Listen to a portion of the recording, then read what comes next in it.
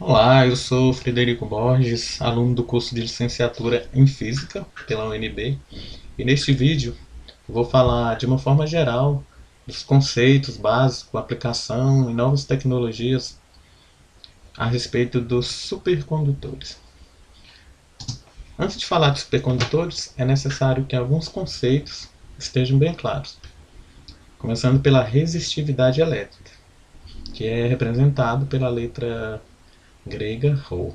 É uma característica intrínseca dos materiais, tem a ver com a capacidade que esse material tem de se opor a uma condução de corrente elétrica. É relacionado com a quantidade de elétrons livres na banda de condução, e a unidade de medida é metro.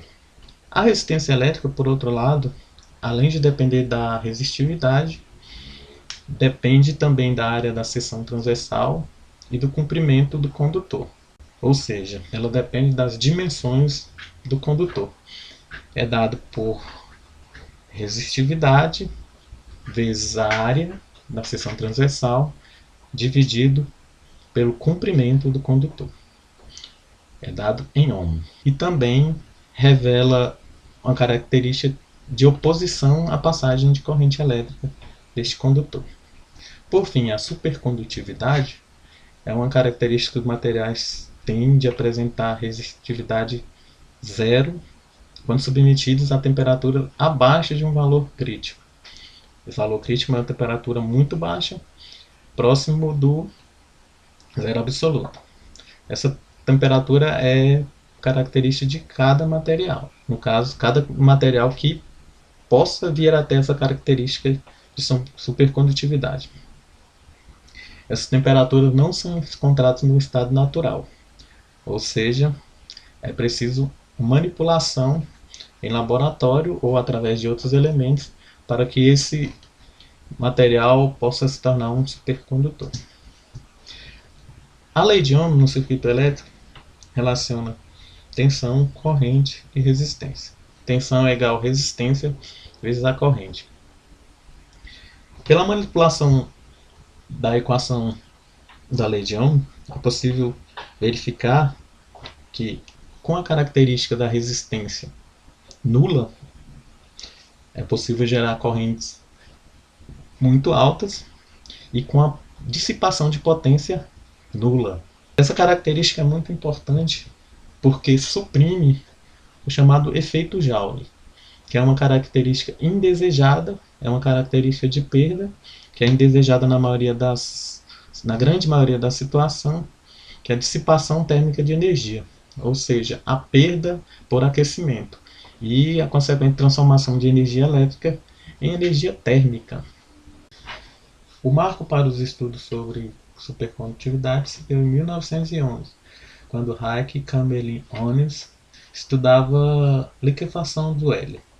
Medindo a resistividade de materiais a temperaturas muito baixas, verificou que, dada uma temperatura com valor determinado, valor crítico, muito baixo, próximo do zero absoluto, a resistividade era nula. Abriu-se assim um novo campo de pesquisa, a supercondutividade. A primeira proposta para a explicação da supercondutividade veio com Barden, Schrieffer e Cooper, cujos estudos resultaram na atribuição do Prêmio Nobel de Física de 1972, no qual eles sugeriam que os elétrons nos supercondutores formam pares, acompanhando as vibrações da rede cristalina. No condutor, conforme mostra a figura do lado esquerdo, os elétrons livres se movimentam de forma desordenada, causando muitas colisões e, com isso, perda de energia e dissipação de calor, com isso, o aumento da resistência elétrica. Já no supercondutor, conforme mostra a figura do lado direito, os elétrons se movem em pares. Essa movimentação, a princípio, um contrassenso, pois, sendo de carga negativa, os elétrons se repelem, se dá pela sincronização entre o movimento do elétron e da vibração da estrutura cristalina do material a temperaturas baixíssimas. um átomo se aproxima de íons carregados positivamente, estes íons se aproximam e essa movimentação aproxima o outro elétron que também está próximo. Esse movimento conjunto de dois elétrons é chamado de pares de Coulomb. Quando um supercondutor é submetido a um campo magnético, conforme mostra a figura do lado esquerdo da tela, o campo magnético B1, correntes superficiais são geradas, no caso I, em vermelho na figura. São geradas. Estas correntes, com intensidade altíssima, devido à resistência nula do material supercondutor, geram um campo B2 no sentido oposto e anula o campo magnético no interior do supercondutor, passando a funcionar como um ímã invertido. E o supercondutor também passa a funcionar como um diamagneto perfeito. Caso a força magnética contrária se equiparar à força-peso do indutor, este pode levitar. Essas características do supercondutor submetido ao campo magnético é conhecido como efeito Meissner e tem aplicações bastante interessantes. Desde a descoberta de íons em 1911 até os dias de hoje, muito tem se pesquisado em busca de materiais cuja temperatura crítica para se tornar supercondutores seja mais próximo da temperatura ambiente, para que projetos possam ser viabilizados com o uso desses materiais. Um salto muito importante foi dado em 1987, quando Milley e Bednarz conquistaram o Prêmio Nobel de Física pela descoberta de supercondutores cerâmicos, cuja temperatura crítica era acima da temperatura de ebulição do nitrogênio líquido, ou seja, 80 Kelvin ou menos 193 graus Celsius. Essa descoberta foi importante porque o nitrogênio líquido é facilmente encontrado e assim facilitou o uso desse material para resfriar outros materiais e assim proporcionou uma evolução nas pesquisas com materiais supercondutores. Atualmente existe pesquisa avançada com ferro e ferro assênio.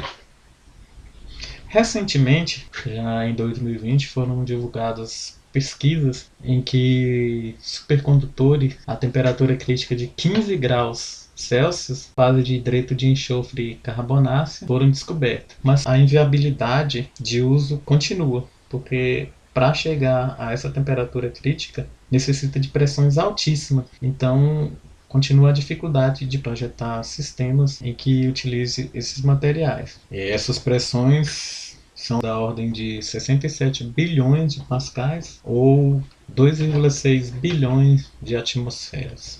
Aplicações que poderão ser utilizadas quando o uso desse material supercondutor for viável são, por exemplo, redes de transmissão de energia elétrica sem perda, pois a perda se dá principalmente pelo efeito Joule, o aquecimento provocado pela passagem de corrente elétrica e pelas grandes distâncias que separam a geração do centro de consumo. Então, a energia é gerada e é transmitida por linha de transmissões por milhares de quilômetros até as estações de distribuição.